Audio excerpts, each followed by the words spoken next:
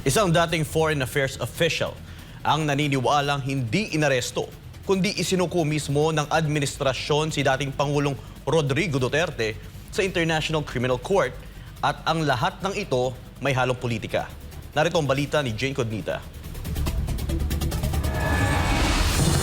So ang ano po siguro, ang tanong natin dyan ngayon kung bakit sinurrender ng Estado natin si FPRRD. Yun po ang medyo dapat matingnan natin, bigyan pansin natin, bigyan pag-ukulang pansin.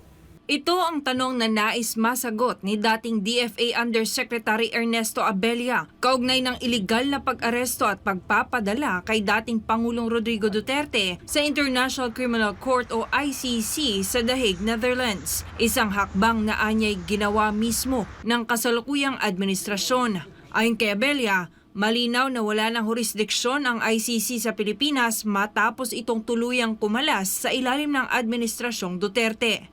March 11 nang arestuhin ng mga otoridad si dating Pangulong Duterte at idiretso sa Villamor Air Base. Kababalik lang niya sa Pilipinas mula sa Hong Kong kung saan mainit siyang tinanggap ng mga overseas Filipino workers sa isang pasasalamat event. Matapos ang pag-aresto, idinetini pa ng ilang oras ang dating Pangulo sa Villamor Air Base bago tuluyan at sapilitang isinakay sa isang pribadong eroplano na nagmula sa Pilipinas. Isang indikasyon na mismong ang sarili niyang bansa ang nagsuko sa kanya sa ICC. Taliwas ito sa naunang pahayag ni Pangulong Bongbong Marcos na hindi makikipag-cooperate ang kanyang administrasyon sa investigasyon ng ICC sa kampanya kontra droga ni Duterte. Pero nang arestohin na si Duterte, hirit ni Marcos Jr., sa Interpol daw sila nakipagtulungan at hindi sa ICC. Ang Interpol is just an implementing agency. Ang tunay na talagang nagkaroon ng ang nangyari for some particular reason na nagkaroon, kasi in the beginning the state said na dapat walang jurisdiction ng ICC dito sa atin, and in fact a number of times the head of state said that the ICC does not have jurisdiction over the Philippine situation. Pero ang nangyari, nagkaroon ng change of heart and change of mind nung nagkaroon sila ng political challenges. Naniniwala si Abella na politika ang pangunahing dahilan kung bakit naganap ang mga pangyayaring ito laban kay dating Pangulong Duterte. Maaalalang lumalim ang sigalot sa pagitan ng unity team ni Pangulong Marcos at Vice Presidente Sara Duterte matapos questionin ang confidential at intelligence funds ng Office of the Vice President at Department of Education noong Setyembre 2023. Mga pondong parehong hawak ni VP Sara noon.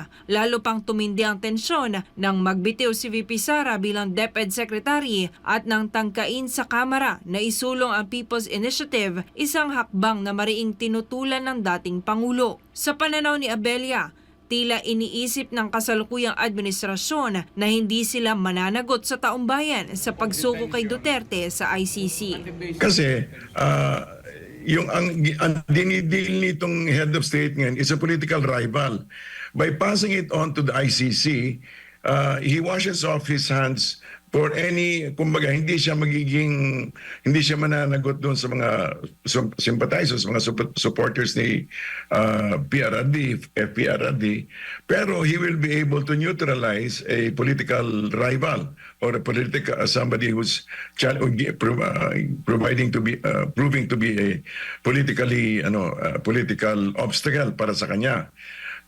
It is very expedient for him para sa head of state na ito, but it sends the wrong signals both internationally and locally.